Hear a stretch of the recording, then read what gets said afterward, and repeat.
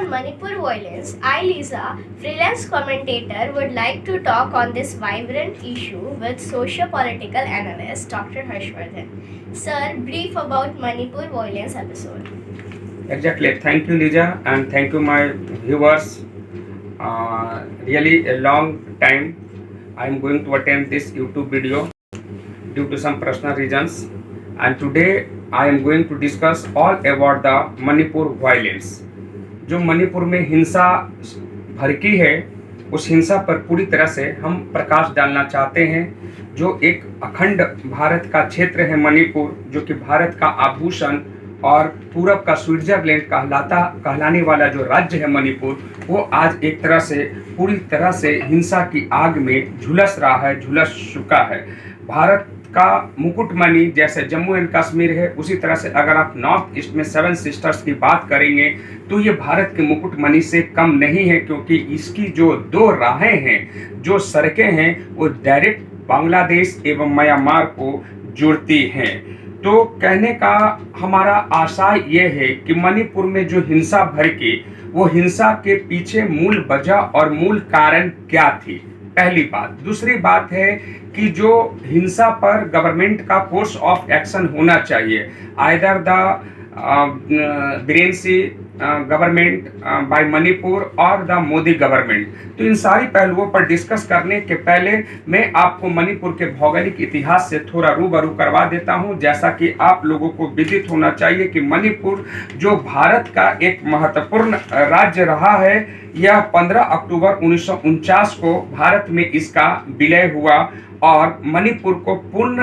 राज्य का दर्जा, कंप्लीट स्टेट का जो रिकॉग्निशन है, वो 1972 में प्राप्त हुआ है। इसकी आबादी लगभग 28 लाख है और करीब 58,56,000 है। ये यहाँ 16 डिस्ट्रिक्ट है, 60 विधानसभा क्षेत्र है और 19 रिजर्व एरिया है, 2 लोकसभा क्षेत्र है और 1 राज्यसभा क्षेत्र है।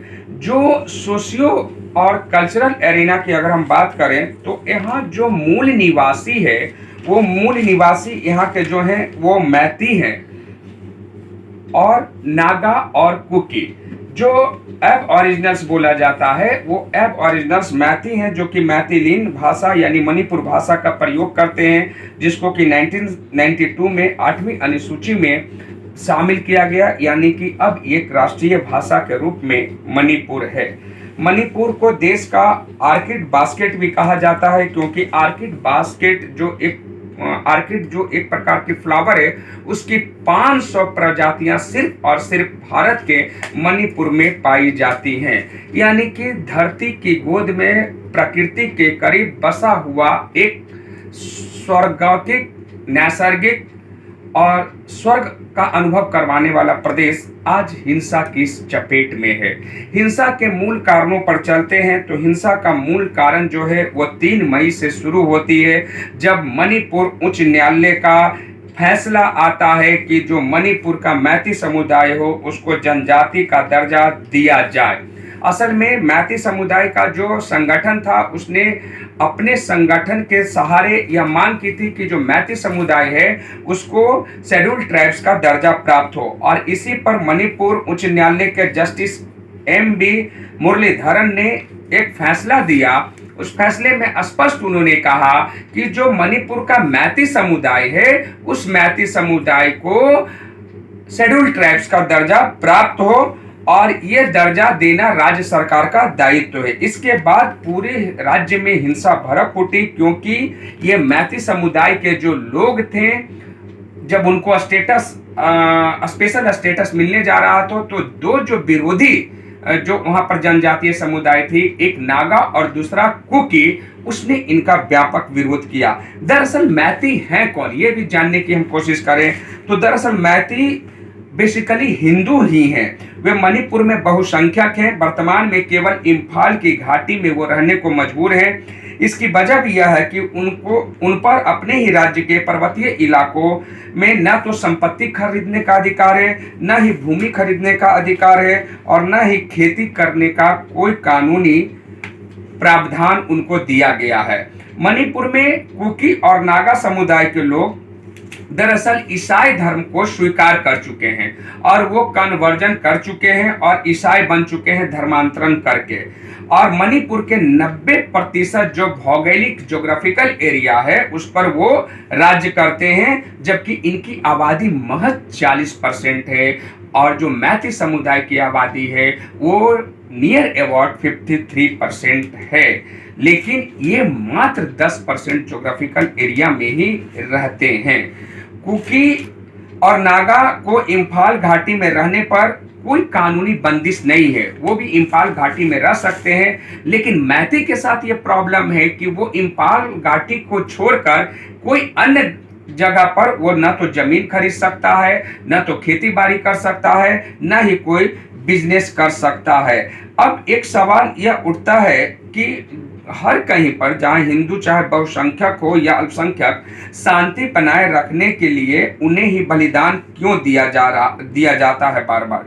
दूसरी बात है कि जो मणिपुर के सीएम हैं एन बीरेन सिंह, उन्होंने एक सर्कुलर जारी किया। सर्कुलर में उन्होंने कहा कि पर्वतीय क्षेत्रों में जहां पर स्मगलिंग की चांसेस ज़्यादा है, म्यांमार, बांग्लादेश, चाइना और नेपाल से, वहां पे उन्होंने रोक लगाई एक सर्कुलर जारी कर कि पर्वतीय क्षेत्रों में जो अवैध कब्जे हैं वो अवैध कब्जों पर कोई भी अफीम की खेती या नस्ली वस्तु की खेती नहीं करेगा, क्योंकि यही जो अफीम की खेती से जो मनी का जनरेशन होता था, वो मनी का जनरेशन वहाँ के लोकल जो आउटफिट्स हैं, आतंकवादी ग्रुप हैं, उनको सहायता उनसे मिलता था।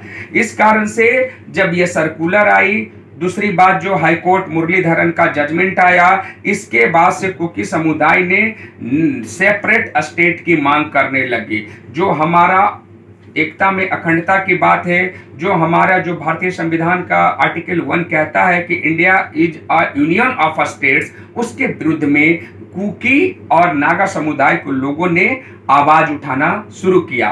कुकी का तर्क है कि अगर मैती समुदाय के लोगों को आरक्षण मिल जाएगा तो वे सारी जमीनें उनकी छीन लेंगे।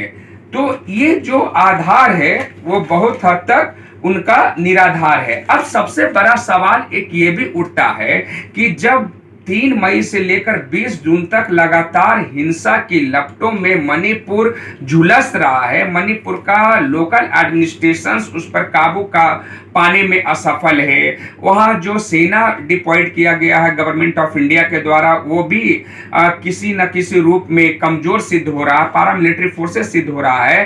तो मोदी सरकार जो मन की बात कर रहे हैं, क्या मोदी जी और हमारे जो गृह मंत्री हैं अमित शाह जी, उनको आर्टिकल 355 का यूज करते हुए, लॉ एंड ऑर्डर का हवाला देते हुए क्या राष्ट्रपति शासन इंपोज नहीं करना चाहिए? पहली बात, अगर वहां पे अभी बीजेपी की सरकार नहीं होती तो लॉ एंड ऑर्डर का बहाना बनाकर आर्टिकल 356 को अब तक इंपोज कर दिया गया होता।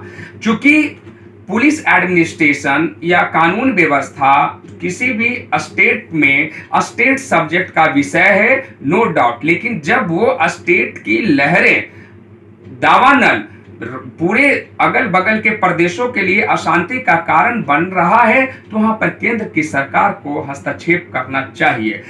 सबसे अंततोगत्वा जाते जाते मैं एक बात कहना चाहता हूं कि हमारा जो हिंदुस्तान का चेहरा है वो चेहरा नॉर्थ ईस्ट की 7 बहनों से भी निखरता है, तो जम्मू और कश्मीर के पर्वतीय सुंदरता से और केरल के समुद्री लहरों से भी निखरता है।